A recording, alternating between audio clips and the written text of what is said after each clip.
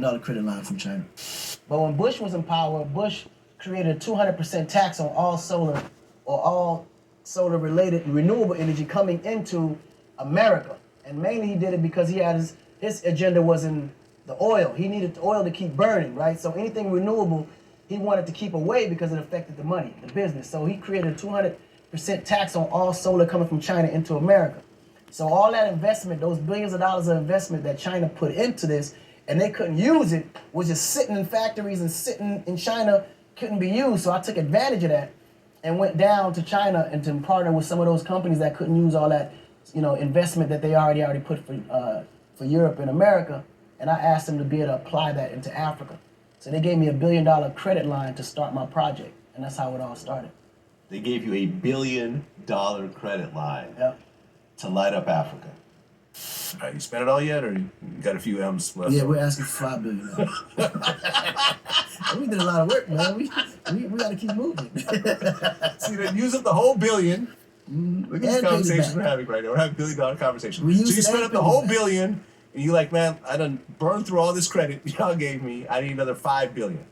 We paid it back. Now we. Oh, you paid it back? Oh, of course. They gonna give you another $5 if you ain't paid that first.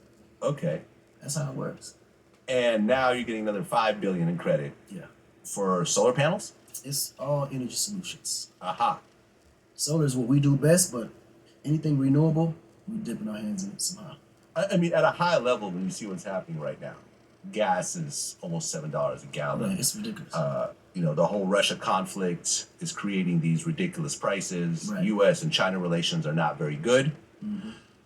And Russia and U.S. relations are horrible. Right. So there's all this stuff that's happening from a high level of somebody that deals with energy on $1 billion level. How do you think this is going to ultimately play out? Well, I mean, it ultimately plays out relating to how Russia decides to make it play out, right? Because Russia controls about at least maybe between 40 and 60% of the energy in Europe. Like, that's how strong Russia is. And this is why it's so tough, and you got to get NATO and all these organizations, along with the United States, combined to go back at Putin. Because if Putin pulled the plug, everybody in Europe is dead. For electricity, you're talking about. So it's very political. You got to make very smart decisions, and you got to also be able to, you can say, understand, but also try to predict Putin's movements. And Putin, as you know, he's a chess player. He's unpredictable. He's a Russian. Yeah. He's not going to show you his cards, but he'll also, drop some crumbs over here and see if you come to bite it, so he can know exactly what to attack on this end. So he's not the typical leader because he thinks so ahead. You know what I'm saying? So he's one of those guys that you can't really play with, and you can't bluff or try to wait for him to bluff. Yeah, and because he got less to lose. You got to understand, the blockade been in Russia for I don't know how many years. How many sanctions been put on Russia for the last 20, 30 years? Tons. I mean, you can't count it.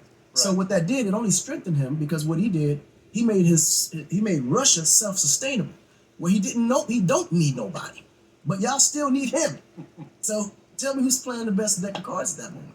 Well, right, and he's rumored to be the richest person in the world. Oh, that's not even without question. You know what I'm saying? People are all Jeff Bezos or Elon Musk, but that's because people actually know where their money comes from. He's got his money stashed away, probably thousands of